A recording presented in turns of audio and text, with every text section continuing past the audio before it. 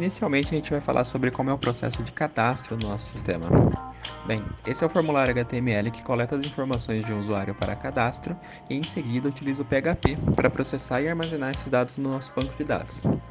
A estrutura de formulário é simples, usando os elementos form e input para coletar informações como nome completo, CPF, data de nascimento, telefone, e-mail, nome de usuário e senha.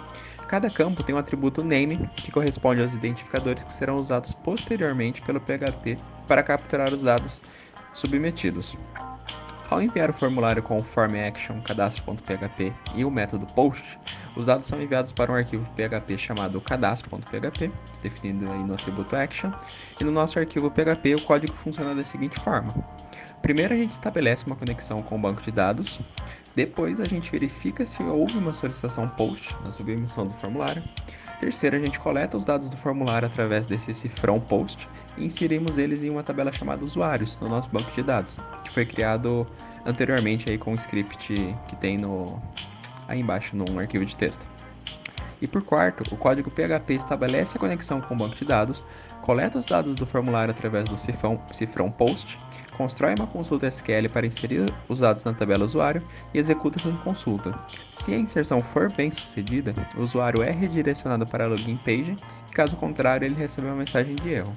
E como o sistema impede o acesso às páginas restritas para os usuários não autenticados, esse código aqui verifica se existe uma sessão ativa para o usuário. Se não houver uma sessão válida, o sistema redireciona automaticamente o usuário de volta para a página de login. Essas medidas de segurança garantem que apenas os usuários autenticados possam acessar determinadas áreas do site, mantendo assim a integridade e segurança das informações. Agora, quanto à autenticação, quando o usuário tenta fazer login, o sistema verifica suas credenciais em relação ao que está armazenado no banco de dados. Se as credenciais estiverem corretas, o sistema cria uma seção para o usuário, permitindo acesso às páginas restritas, como a página do jogo ou a página de edição de cadastro, que são páginas exclusivas de quem já tem um cadastro e uma senha e um login dentro do nosso sistema. Eu vou falar um pouco então sobre a pontuação. No lado do JavaScript, a gente tem uma função que é enviar pontuação para PHP, e aqui passa o parâmetro pontuação, e ela é acionada ao final de uma partida. Essa função utiliza a função fetch para enviar a pontuação atual, armazenada na variável global score e direcionada para o arquivo PHP. O código JavaScript faz uma solicitação post para o arquivo PHP, enviando a pontuação como um objeto JSON. Se a solicitação for bem sucedida, aí aparece uma mensagem de confirmação.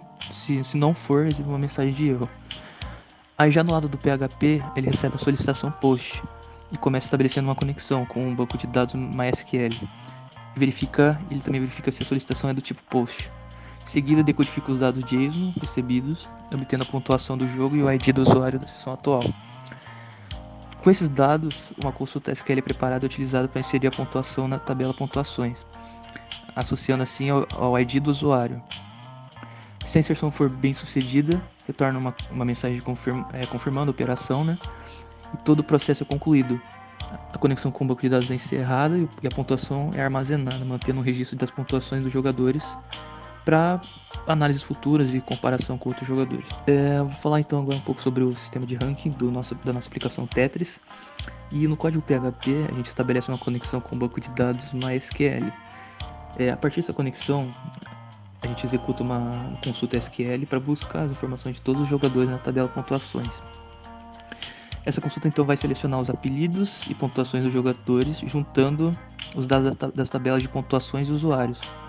Também ele ordena esse resultado de forma decrescente e limita a exibição dos 5 primeiros colocados.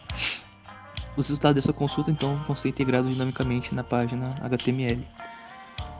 A apresentação desses dados ocorre por meio de uma tabela HTML, mas essa tabela é alimentada dinamicamente pelo PHP, que vai inserindo os dados do banco de dados nas células da tabela.